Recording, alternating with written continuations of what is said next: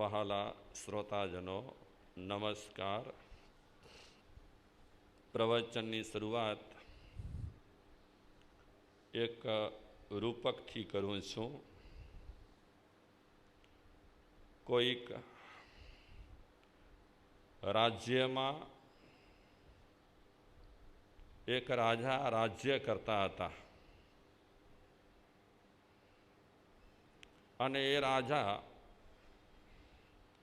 નવા નવા પ્રયોગ કરતા। એમાં એક દિવસે એને સાવ નવો પ્રયોગ કરવાની ઈચ્છા થઈ। દરબાર ભરેલો હતો, ગ્રામજનો પણ બેઠેલા હતા અને રાજ્યનો વહીવટ કરનારા પણ બધા બેઠેલા હતા। એ સમયે રાજ્યના 3 મંત્રીઓને કહે છે। એ 3 મંત્રીઓને કહે છે, તમે જરાક ઊભા થાઓ। તો રાજાનો આદેશ થયો એટલે 3 મંત્રીઓ ઊભા થઈ ગયા। રાજા કહે છે કે તમને 3ને હું એક થેલો આપું છું।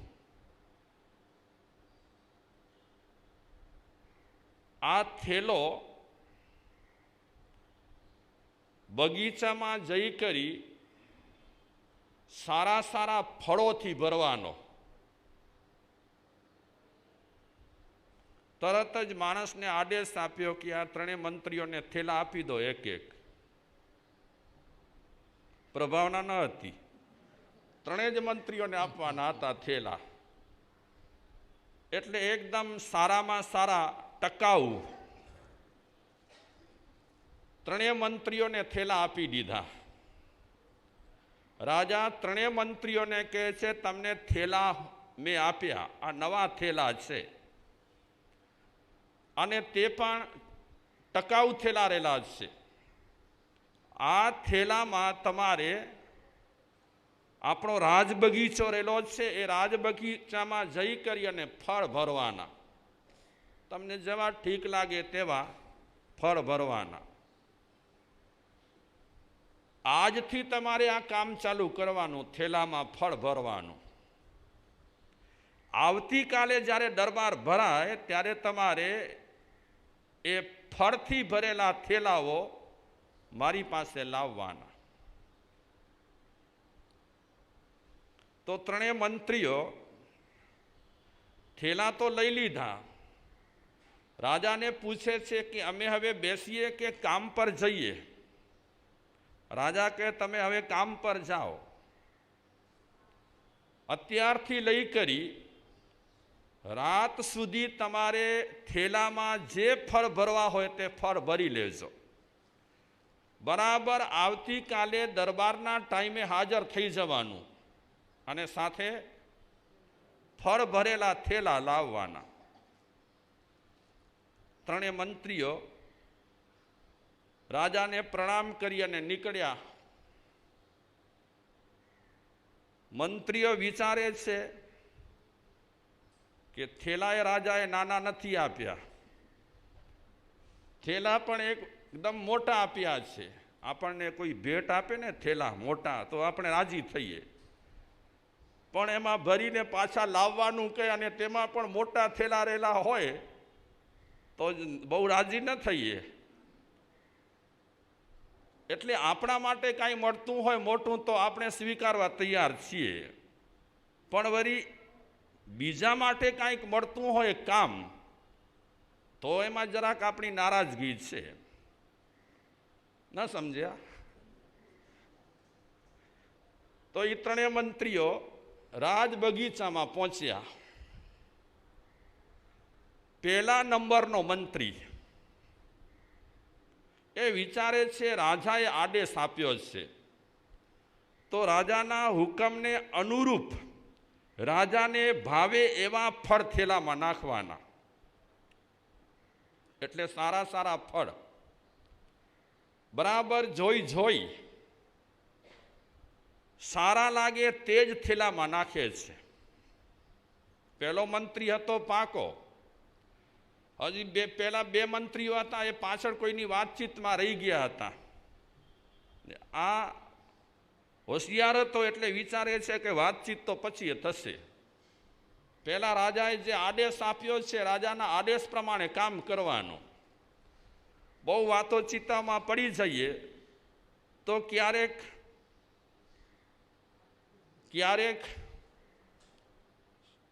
શું થઈ જાય, ટાઈમ પાસ થઈ જાય અને બીજો કઈ લાભ ઉઠાવી જાય. બહુ આળસ કરવા જઈએ, લાભ ઉઠાવી જાય બીજો. તો એ પેલો મંત્રી બહુ ચાલાક,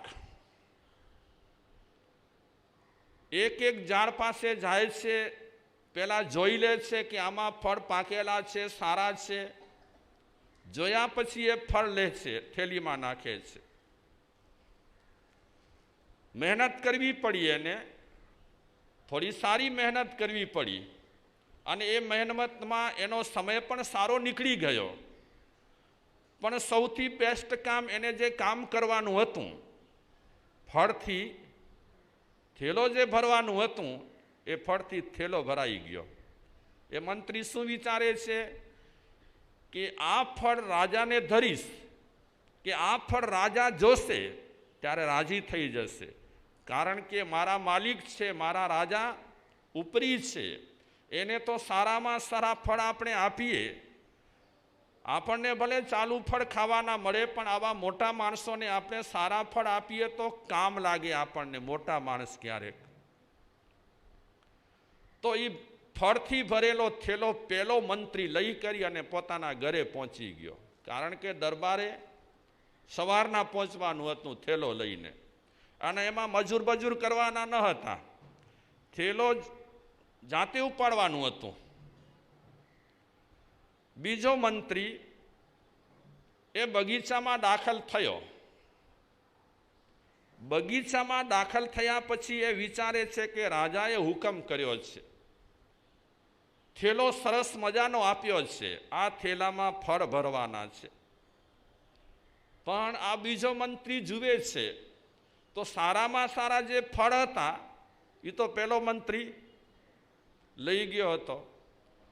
કાચા, પાકા અને ઠીક જે ફળો હતા, એ ઠીક ફળો બીજો મંત્રી લઈને થેલામાં નાખે છે. થોડા કાચા છે, થોડા ખાટા છે, થોડા બીજા સ્વાદના છે, એવા ફળો એ લોતો ગયો. મહેનત પડી અને થોડી પેલા મંત્રીથી વધારે. કારણ કે સારામાં સારો માલ ઉપડી ગયા પછી ફરીને સારો માલ શોધવો જરાક મહેનત પડે. તો આ બીજા મંત્રીએ મહેનત કરી, પેલા મંત્રી કરતાં ટાઈમ ઘણો ગયો અને પેલા મંત્રી કરતાં એને જે ફળ મળવા જોઈએ એવા ફળ એને મળ્યા નહીં. તે છતાં પણ એનો થેલો ફળથી ભરાઈ ગયો. ત્રીજો મંત્રી બગીચામાં દાખલ થયો છે. ત્રીજો મંત્રી વિચારે છે કે હમણાં રાજાની અકલ ઠેકાણે નથી. ખોટા આદેશ આપે, ખોટા કામ બતાવે. હવે એને ફળ જોઈતા હતા રાજાને, તો માણસો ઘણા છે કામવાળા, બગીચાની રખેવાળી કરનારા, રાજ બગીચાની સંભાળ કરનારા માણસો પણ રહેલા છે. એમને કોઈને કામ ન સોંપ્યા અને અમને આ કામ સોંપ્યું. એટલે રાજા પર ત્રીજા મંત્રીને ગુસ્સો આવ્યો. ગુસ્સામાં ફળ ભરવાને બદલે પાંદડા ભરવા લાગ્યો થેલામાં. સૂકા પાંદડા, લીલા પાંદડા એ બધા થેલામાં ભરે છે અને એમાં બી સડેલા જે ફળ મળ્યા એને, એ સડેલા ફળ પણ થેલામાં ભરે છે. કેમે કરીને એને થેલો ભરવો હતો. અને એ ત્રીજા મંત્રીએ શું વિચાર્યું, રાજા બધું થોડું જોશે, આપણે પાંદડા નીચે ભરીશું તો રાજા બધું ઉથલાવાનો નથી કાંઈ. આ મોટા માણસો છે, ઉપર જોઈ લે, તો ઉપર જરાક હું ઠીકઠાક રાખીશ બાકી થેલાના નીચેના ભાગમાં પાંદડા અને સડેલા ફળ નાખી દઈશ. એવું કાંઈ કર્યું. એ ત્રીજા મંત્રીને સારા ફળ મળ્યા નહીં. મળ્યા દાગીવાળા, સડેલા, ખરાબ ફળ. એવા બધા ફળોથી કે પાંદડાથી એ થેલો ભરી નાખ્યો. આ ત્રીજો મંત્રી પણ પોતાના ઘરે પહોંચી ગયો. ત્રણેય મંત્રીઓએ થેલા ભર્યા. સવારના પોરમાં એ ભરેલા થેલા લઈ કરી એ દરબારમાં પહોંચ્યા.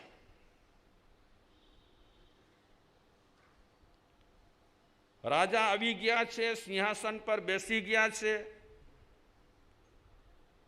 કેટલીક રાજ્ય કાર્યવાહી પણ બધી પતી ગઈ છે. પેલા મંત્રીઓની નજર ઘડીએ ઘડીએ થેલા પર પડે કે હવે મહારાજા આ વિષય ઉપાડે તો સારું. પણ રાજાએ નજર સુધા ન કરી થેલા સામે. ગઈકાલે જે વ્યક્તિએ થેલા આપ્યા હતા ને કામ સોંપ્યું હતું એ રાજાએ થેલા સામે નજર જ ન કરી અને મંત્રીઓને આદેશ આપ્યો. ચોથા માણસને કહે છે, ચોથા ભાઈને નહીં, ચોથા માણસને કહે છે, મહારાજા કે આપણા કિલ્લામાં જે અમુક રૂમ રહેલા છે આ ત્રણેય મંત્રીઓને એ રૂમમાં કેદ કરી દો. એ રૂમમાં નાખી દો, અલગ અલગ રૂમમાં. મંત્રીઓ વિચારે છે કે મહારાજા ગઈકાલે થેલા ભરવાની વાત કરી અને આજે રૂમમાં પૂરી દેવાની વાત કરી. મંત્રી કંઈ બોલી શકતા નથી. રાજાના આદેશ પ્રમાણે જે ભાઈને આદેશ આપ્યો હતો એ ભાઈ આ ત્રણેય મંત્રીઓને લઈ જાય છે અને કિલ્લામાં આ ત્રણેય મંત્રીઓને કેદ કરે છે. રાજાએ મંત્રીઓને શું કીધું? જતા જતા 2 મહિના સુધી તમને કેદમાં રાખીશું. 2 મહિના સુધી. અને એમાં તમે જે થેલામાં જે કાંઈ ફળ ભર્યા છે એનાથી તમારે ગુજરાન કરવાનું છે. બહુ સરસ રૂપક છે, મને તો બહુ ગમી ગયો. આ ત્રણેય મંત્રીઓ એ કેદમાં આવી ગયા, કેદ થઈ ગયા. 2 મહિના પસાર કરવાના છે.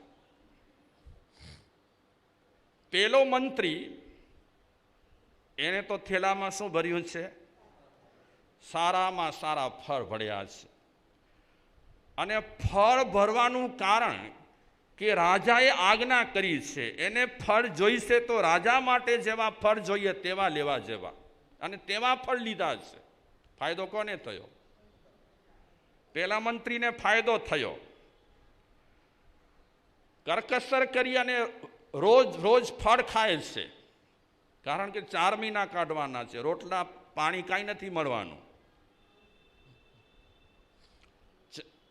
2 મહિના કાઢવાના છે, 4 મહિના નહીં. તમે બીજું કાંઈ વિચાર્યું નહીં? તો પેલા મંત્રીને ખાસ કાંઈ તકલીફ પડતી નથી. સમય સમય પર કકડીને ભૂખ લાગે ત્યારે 1-2 ફળનો ઉપયોગ કરે છે, એને શક્તિ મળી રહે છે. બીજો મંત્રી એને થેલામાં ફળ ભર્યા હતા, પણ ફળ કેવા હતા? કાચા પાકા, ખાવા લાયક ન હતા. આ તો રાજાએ આદેશ આપ્યો હતો એટલે રાજાના આદેશ પ્રમાણે ફળ થેલામાં નાખવા જોઈએ એ ખાતર એણે થેલામાં ફળ નાખ્યા હતા. એને ખબર નહીં કે આ ફળ મને જ ખાવા પડશે. પછી હું વાત કરીશ. તો બીજા મંત્રીએ ફળ ખાધા. જે રીતે એણે ફળ ચૂંટ્યા, જે રીતે એણે ફળ થેલામાં ભર્યા તે રીતે જ એને ફળ ખાવા પડ્યા. આમાં 15-20 દિવસ પછી એ બીમાર પડ્યો. કાચા ફળ આપણે એકાદ ખાઈ શકીએ, પછી રોજ રોજ આપણે કાચા ફળ ખાઈએ, સડેલા ફળ ખાઈએ તો બીમાર જ પડીએ ને. આ બીમારી શેનાથી આવે છે? આપણને સડેલું ખાઈએ છીએ એટલે બીમારી આવે છે. એકદમ શુદ્ધ ઘરનું ખાઈએ તો બીમારી જરાક આપણાથી ભાગે. આ આપણે થઈ ગયા છીએ રસના સ્વાદિયા.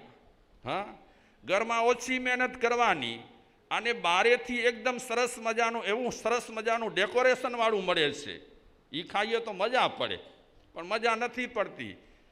એમાં બીમારી આવે છે, માણસ બીમાર પડે છે. બીમારીના ઘણા કારણોમાં આ પણ એક કારણ રહેલો છે, બહારની ખોરાકી. ચાહે વરખવાળી મિષ્ટાન કા ન હોય, ચાહે સરસ મજાનો શું કહેવાય ચેવડો કા ન હોય, પણ તે બહારનું એ બહારનું જ છે. ઠીક છે, અત્યારે આપણે ખાવાની વાત નથી કરતા. તો બીજો મંત્રી 15-20 દિવસ પછી બીમાર પડ્યો. ત્રીજો મંત્રી થેલામાં શું ભર્યું હતું? સડેલા ફળ અને નીચે સૂકા ને લીલા પાંદડા ભર્યા હતા. બીજો મંત્રી બીમાર પડ્યો અને આ ત્રીજો મંત્રી એને ખાવા માટે કાંઈ રહ્યું જ ન હતું. ન છૂટકે એણે ભેગા કરેલા સડેલા ફળ ખાધા, પણ એ સડેલા ફળ પણ ઉપર રાખ્યા હતા, બાકી નીચે બધા ડાંખડીઓને કહેવાય ને એવો બધો માલ ભર્યો હતો. તો ખાવા માટે એના થેલામાં કાંઈ જ ન હતું. એટલે 25 દિવસ પછી આ ત્રીજો મંત્રી કેડમાં ને કેડમાં મરી ગયો. આ વાત રૂપક છે પણ બહુ સમજવા જેવી છે. જેણે જેવા ફળ લીધા તેને તેવા ફળ મળ્યા. આ તો ગણિત એકદમ ક્લિયર છે હો. તમે ખોટી રીતે કરો છો કે સાચી રીતે કરો છો, એના ફળ બીજાને મળવાના નથી. કોને મળશે? હું સાચી રીતે કરીશ તો એ મારા કરેલા ફળ મને મળવાના છે. તમે સાચી રીતે કરશો તો તમારા ફળ તમને મળવાના છે. જો આપણે સારા ફળ તૈયાર કરીશું તો આપણને સારા ફળ મળશે ખાવા માટે. કાચા પાકા અને ખાટા ફળ ભેગા કરીશું તો આપણને પણ કાચા પાકા અને ખાટા ખાવા મળશે. અને કચરા જ ભેગા કરીશું અને સડેલા જ ફળ આપણે ભેગા કરીશું તો આપણને, હવે આમાં આવી ગયો પૂરેપૂરો કર્મનો સિદ્ધાંત. આવ્યો કે ના આવ્યો? જેણે જેવા ફળ થેલામાં ભેગા કર્યા તેવા ફળ એને મળ્યા. આ વાત સૌને લાગુ પડે છે. આપણે આપણા જીવનરૂપી થેલામાં કેવા ફળ ભરીએ છીએ તે પ્રમાણે આપણને ફળ ખાવા મળે છે. અત્યારે આપણા માટે બધું સારું હોય, સાનુકૂળ હોય તો સમજવાનું કે આપણે જીવનરૂપી થેલામાં ફળ કેવા ભર્યા? સારા ભર્યા. આ લાઈફમાં બધું આપણને સાનુકૂળ ન મળતું હોય અને વિપરીત મળતું હોય તો સમજવાનું કે આપણે આપણા જીવનરૂપી થેલામાં સારો માલ ભર્યો નથી. સારો માલ ભર્યો નથી માટે આવું મને મળી રહ્યું છે. તો ગોસ્વામી તુલસીદાસજી પણ પોતાની ચોપાઈમાં એક વાત કરે છે, કર્મ પ્રધાન વિશ્વ રચી રાખા. કર્મ પ્રધાન વિશ્વ રચી રાખા. જે જસ કરહી તો તસ ફલ પાતા. જે જસ કરહી તો તસ ફલ પાતા. જે માણસ જેવું કરે તેવું તેને ફળ મળે. કારણ કે સમગ્ર વિશ્વ 14 રાજલોકમાં કોની સત્તા ચાલે છે? 14 રાજલોકમાં કર્મની સત્તા ચાલે છે કે તમે વિશ્વમાં જે રીતે કર્મ કરશો, તમે તમારા જીવનમાં જે રીતે કર્મ કરશો તેવા તમને ફળ મળવાના છે.